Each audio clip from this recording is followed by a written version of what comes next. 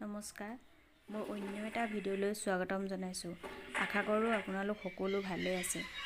আজি মই কেইখনমান সৰু ফুলৰ গামোচা আপোনালোকক দেখুৱাবলৈ লৈ আহিছোঁ। গামোচা কেইখনৰ ফুলকেইটা কেনেকুৱা লাগিছে জনাব, আৰু যদিহে ফুলকেইটা লাগে তেতিয়াও ক'ব।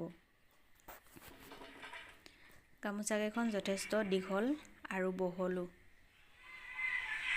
এয়া আপোনালোকে নিশ্চয় ধৰিব পাৰিছেই চাগে কিমানখিনি দীঘল। ভিডিঅ'টো ভাল পালে চেনেলটো ছাবস্ক্ৰাইব কৰি দিব আৰু গামোচা কেইখন কেনেকুৱা লাগিছে জনাবলৈ নাপাহৰিব।